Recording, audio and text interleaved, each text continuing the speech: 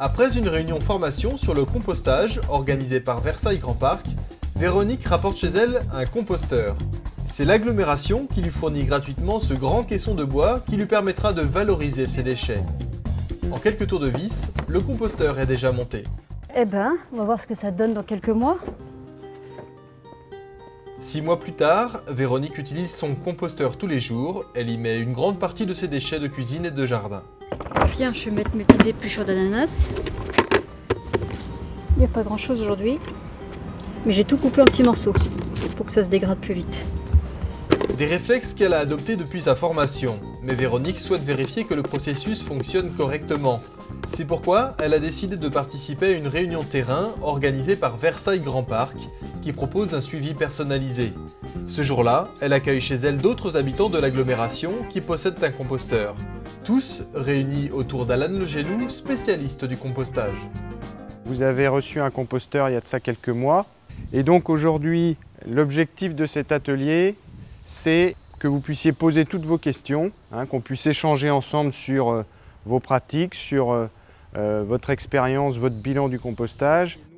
La plupart possèdent leur composteur depuis moins d'1 an, mais déjà, les bons gestes sont acquis. Je mets les légumes et les déchets végétaux donc de la cuisine. Je rajoute un petit peu des petits branchages et puis des papiers de légumes qu'on a au marché. Je mets bien sûr tous les déchets du jardin, sauf quand ils sont trop gros. J'avais fait un stock de feuilles mortes à l'automne, donc je rajoute au fur et à mesure. Après la théorie, la pratique. Véronique va bénéficier d'un diagnostic précis de son propre composteur grâce à Alan. Des conseils qui seront précieux pour toute l'assemblée. Si on a juste quelques gouttes qui sortent entre les doigts, c'est que l'humidité est bonne. Donc là, on voit que c'est quand même un peu trop humide. Mais pas d'inquiétude, on peut toujours récupérer un compost qui est mal parti.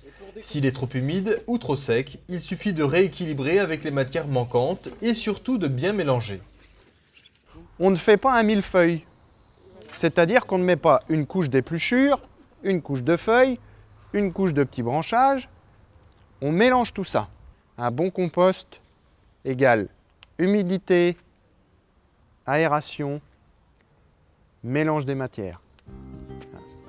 Le compost mûrit entre 9 et 12 mois avant de pouvoir être récolté. Mais l'avancée du processus dépend aussi des saisons. J'ai pas vu de réduction avant, disons, avril ou mai. Vous avez démarré quand? J'ai démarré, je pense, en novembre. Donc en hiver, effectivement, le processus de compostage, il ralentit. Il fait froid, les micro-organismes, ils sont comme tout le monde, quand il fait froid, eh ben, ils ralentissent leur activité.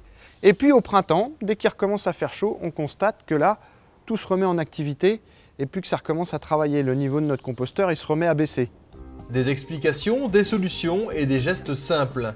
Pendant ces réunions terrain, toutes les questions trouvent leur réponse grâce à Alan. C'est très noir, très foncé, et je n'y vois plus ce que j'y ai mis au départ. Ça a une odeur de sous-bois, et ça ressemble à du crumble. Ça veut dire qu'on a du compost. Donc vous pouvez en mettre n'importe quand, sur n'importe quelle plante, sauf sur les plantes à bulbes comme l'ail, l'oignon et l'échalote qui n'aiment pas les terres riches. Mais rappelez-vous, on en met 2 doigts d'épaisseur, pas plus. Et vous étalez au sol, on n'enfouit pas. La réunion terrain se termine autour d'un verre et de quelques douceurs, le temps d'échanger sur les bienfaits du compost et de la réduction des déchets en général. Il faut savoir que 30% des déchets ménagers peuvent être compostés.